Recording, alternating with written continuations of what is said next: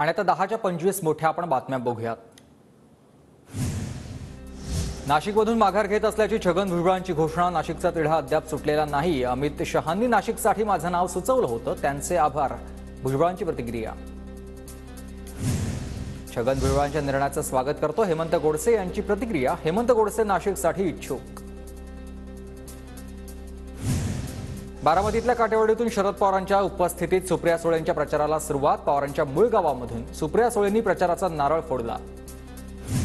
सुनेत्रा पवारांच्या प्रचाराचा नारळ उद्या फुटणार। बारामतीच्या कन्हेरीत सुनेत्रा पवारांच्या प्रचाराचा शुभारंभ। अजित पवार फोडणार सुनेत्रा पवारांच्या प्रचाराचा नारळ। सुनेत्रा पवारांच्या प्रचारासाठी विजय शिवतारे सक्रिय। पुरंदर मतदारसंघात शिवतारेंचा दौरा। बोबगाव, जाभळी, हिवरे, पठारवाडीमध्ये शिवतारेंच्या कार्यकर्त्यांसोबत बैठका। धाराशिवमध्ये महायुतीमधील अंतर्गत नाराजी चव्हाट्यावर। शिवसेनेच्या जागा अशाच कमी होत राहिल्यास शिवसैनिक सहन करणार नाही, तानाजी सावंत यांचा इशारा। धाराशिवची जागा राष्ट्रवादीला गेल्यानं तानाजी सावंतांची खदखद।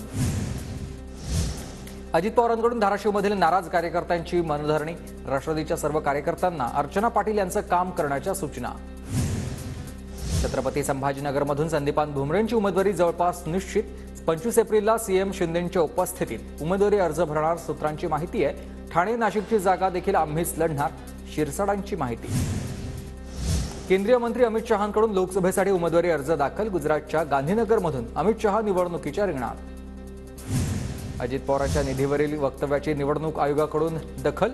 तक्रारीनंतर राज्य निवडणूक आयोगाकडून चौकशीचे आदेश। हवा तो निधी देतो, मतदान करा, अजित पवारांचं वक्तव्य। महादेव जानकरांचे पुतणे स्वरूप जानकरांनी माढा लोकसभेमधून उमेदवारी अर्ज दाखल केलाय। मायावतींच्या बसपाकडून उमेदवारी अर्ज दाखल। 25 एप्रिलला राष्ट्रवादी काँग्रेस शरदचंद्र पवार यांच्या पक्षाचा जाहीरनामा प्रसिद्ध होणार। शरद पवार, जयंत पाटील यांच्या उपस्थितीत जाहीरनामा पुण्यात प्रसिद्ध होणार आहे। लोकसभा निवडणुकीसाठी राष्ट्रवादी अजित पवार गटाचा जाहीरनामा 22 एप्रिलला प्रसिद्ध होणार।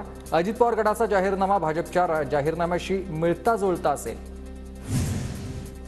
शेकाप नेते अनिकेत देशमुखांची माढा लोकसभेतून माघार। शरद पवारांसोबत सकारात्मक चर्चा। मोहिते पाटलांवर असलेली नाराजी दूर, अनिकेत देशमुख यांची प्रतिक्रिया। धनगर आरक्षणाची याचिका सुप्रीम कोर्टानं फेटाळली। एसटी प्रवर्गातून धनगर समाजाला आरक्षण देण्याची मागणी फेटाळली।